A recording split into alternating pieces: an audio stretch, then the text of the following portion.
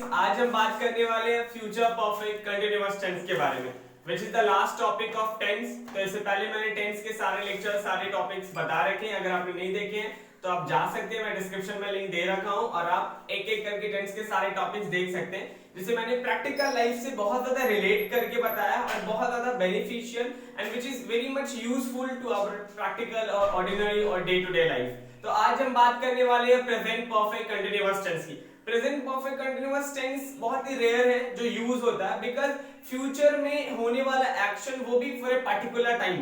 Future की सारी चीजें तो अनप्रिडिक्टेबल होती है, जिसे हम बस गेस करते हैं, उम्मीद करते हैं कि आने वाले कल में कुछ ऐसा होगा।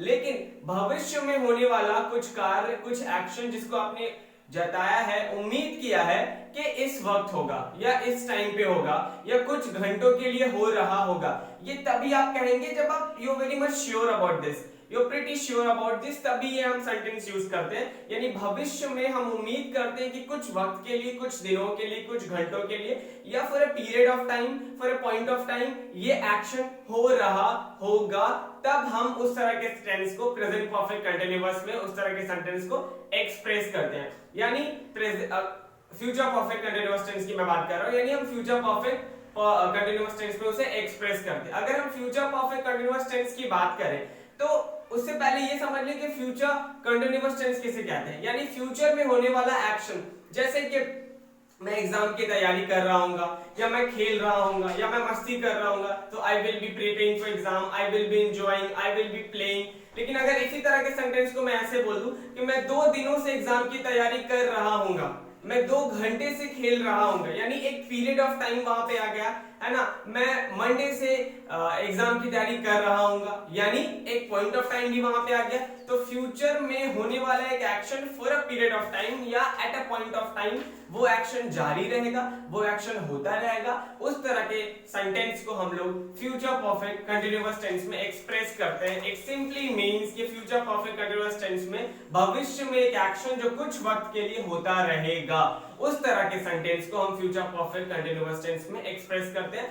तो let's come to the structure. इसमें हमेशा मेन वर्ब की जगह वर्ब का फोर्थ फॉर्म, यानी वर्ब में वर्ब के फर्स्ट फॉर्म में हम आईएनजी लगा देंगे तो वर्ब का फोर्थ फॉर्म कहलाता है, या V1 प्लस आईएनजी भी आप कह सकते हैं। तो मेन वर्ब जो होगा वो V4 की शक्ल में होगा। अगर हम स्ट्रक्चर की बात करें तो अफर्मेटिव सेंटेंस का जो स्ट्रक्चर होगा that will be subject plus shall या विल, सब्जेक्ट प्लस शैल या will plus have plus been plus V4 plus object. यानी अफर्मेटिव टेंस का स्ट्रक्चर होगा सब्जेक्ट प्लस शैल या will plus have plus been plus V4 plus object. अगर हम इसी में नॉट लगा देंगे शैल और विल के बाद, तो ये हमारा नेगेटिव सेंटेंस का स्ट्रक्चर हो जाएगा। हम अब आते हैं इंट्रोगेटिव यस नो टाइप की तरफ। तो इंट्रोगेटिव की तरफ आते हैं तो ये शुरू ही होगा हेल्पिंग वर्ब, यानी शैल या will plus subject plus have plus been plus V4 plus object question mark. ये उस तरह का इंट्रोगेटिव सेंटेंस होगा जिसका जवाब हम हाँ और ना में दे सकते हैं, यानी यस नो टाइप इंट्रोगेटिव। इसमें अगर हम शैल और विल के बाद नॉट लगा देंगे तो ये हमारा हो जाएगा इसका negative. Now coming to the last one that is WH type interrogative. तो ये शुरू ही होगा WH वर्ड प्लस शैल या will plus subject plus have plus been plus V4 plus object.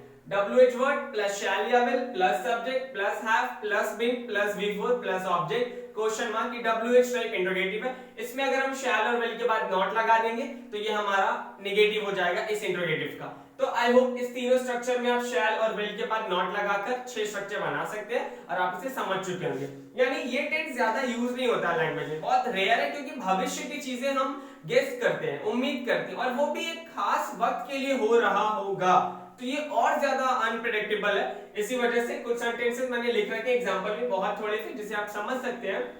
जैसे कि सबसे पहला इंट्रोगेटिव से कि कौन तुम्हारी मदद हफ्ते भर के लिए कर रहा होगा, तो who will have been helping you for a week। जैसे आप कहीं जा रहे हैं और आपके पास शायद पैसे नहीं या बहुत सी चीजें की कमी है, तो कौन तुम्हारी एक हफ्ते के लिए मदद कर रहा होगा। तो एक हफ्ते तक मदद जारी होगा, एक हफ्ते तक मदद, वो जो हेल्पिंग है वो कंटिन्यू होता रहेगा।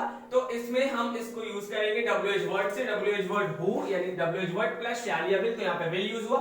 who will have plus been plus V4 plus object. तो who will have been helping you for a week, और for और since का यूज तो आपको पता ही, मैंने बता रखा पिछले सारे टेंसेस में कि फॉर पीरियड ऑफ टाइम के लिए यूज करते हैं और सिंस पॉइंट ऑफ टाइम के लिए यूज करते हैं। तो यहाँ पे एक हफ्ता यानी एक पीरियड है, starting to end point. For अभी कौन तुम्हारी एक हफ्ते के लिए मदद कर रहा होगा।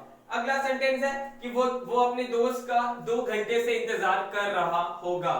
तो सब्जेक्ट ही, उसके बाद हम विल का यूज करेंगे, subject plus will plus have plus been plus before यानी वेटिंग। तो he will have been waiting for his friend, wait for somebody होता है, तो he will have been waiting for his friend for 2 hours, 2 घंटे के लिए, period of time में 2 घंटे से अपने दोस्त का इंतजार कर रहा होगा।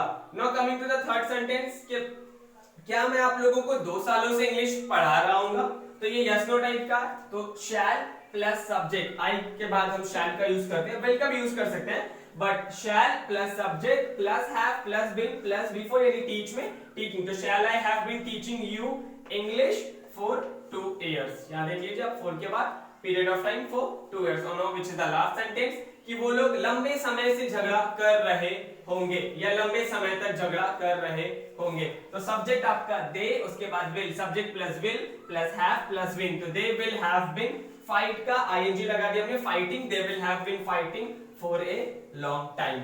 और यहीं पे आपका ये सारा एग्जांपल खत्म होता है। आई होप आपको ये समझ में आएगा कि फ्यूचर परफेक्ट कंटीन्यूअस टेंस भविष्य में एक टाइम तक के लिए, एक पीरियड ऑफ टाइम तक के लिए एक एक्शन जो जारी होगा, एक्शन होता रहा होगा, उस तरह के सेंटेंस को हम लोग फ्यूचर परफेक्ट कंटीन्यूअस टेंस में एक्सप्रेस करते हैं, जो कि मैंने आपको समझाया है। सो आई होप आपको ये समझ में आएगा। Thanks for watching, have a nice day.